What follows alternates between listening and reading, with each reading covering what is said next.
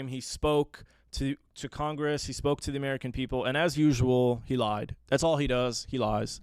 And he made one lie specifically. He told one lie specifically that was incredibly problematic, incredibly dangerous. I want to show it to you guys here. It was covered by Zay Squirrel. If you don't know Zay Squirrel, Zay is basically the anonymous squirrel who just debunks mainstream propaganda and has been kicking ass since October 7th. Nobody knows who this person is, but they have whooped so much ass, and I love following and seeing every single tweet that this anonymous person has because they're just making it incredibly difficult for the Zionist regime. But let me go ahead and play this clip for you guys real quick. Let's see this specific lie that Netanyahu told. They stand with people who came into the kibbutzim, into a home. The parents hid the children, the two babies, in the attic, in a secret attic. They murdered the families, the parents. They found the secret latch to the hidden attic, and then they murder the babies. These protesters stand with them. They should be ashamed of themselves. And then there they go, standing up. Even this person sitting down, this Democrat is still clapping. Like, what? Pick a side, bro. Are you sitting down? Are you standing up? Are you clapping or what? People who came in.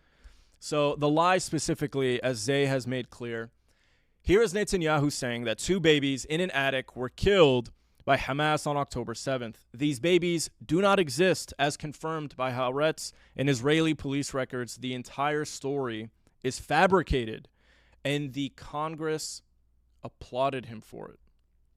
He goes on. Let's watch this clip as well. Let's see which lie Netanyahu told here.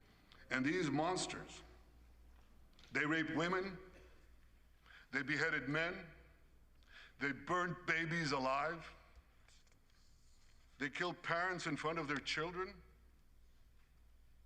and children in front of their parents. So here is Netanyahu spreading genocidal propaganda hoaxes, including that Hamas burned babies alive on October 7th. No babies were burned on October 7th, as confirmed by Haaretz, citing Israeli police records. Pure genocidal blood libel. He goes on to say, here's the problem for Zionists. Netanyahu provably fabricated claims of non-existent burned and killed babies, which official records prove are false. So all the other hoax claims, like the mass rapes, fall with it. He's a proven liar. They all are.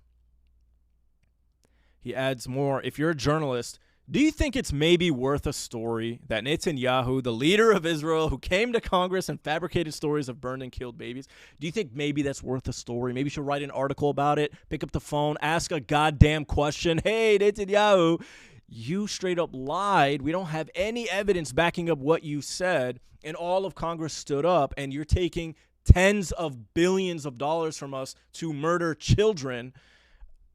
Do you have anything to say about that? Maybe that's a story. Maybe that's a question that you should ask. Maybe that's a little investigative work for you to do. But, of course, the media did not do it.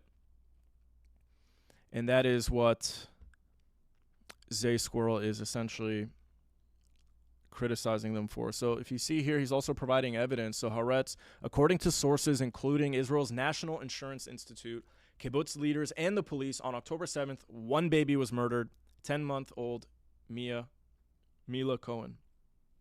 And then Max Blumenthal, also back in November of 2023, confirmed this. He said, but if you look at the confirmed death count, only one Israeli baby was killed. It's horrible and tragic. It was a 10-month-old baby named Mila Cohen, who was accidentally shot by Hamas gunmen in an exchange of fire. And more reporting will come out about this, but you can look at the confirmed death toll at Haaretz. There is no other baby.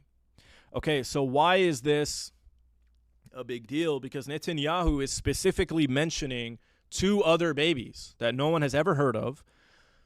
And he makes up this story about how they're in an attic and Hamas comes and they kill everyone. And then they find the secret attic and they open it up and they climb up there and they find two little babies and they burn them to death. He doesn't say if they killed them before burning them. They just, oh, two little babies up here. Pour the gasoline. Let's burn them alive. Complete bullshit, complete lie. And the media has not followed up with it. The media has not asked a single question. In fact, I'll show you here.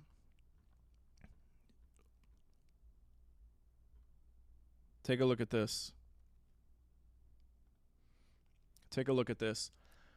After the speech, the Associated Press came out with a fact check, a look at Netanyahu's claims about Israel, Hamas, and Iran during his speech to Congress. They talked about some hostages. They talked about whether Iran was funding the protesters. They said that's complete bullshit. There's no evidence for that. Where the hell did you get that information?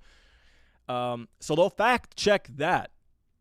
But when it comes to the atrocity propaganda, when it comes to the lies that they've been telling, when it comes to the specific story about 2 burned babies in an attic, Associated Press will not fact check that. They won't follow up with that.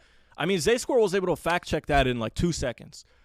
The Associated Press, which is an association of press, could not fact check that. Well, they could, but here's the thing. They don't want to.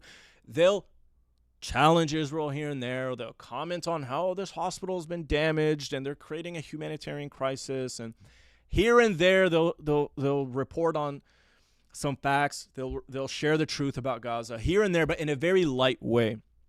But they will never ever pick apart the Israeli propaganda narrative. They just won't do it.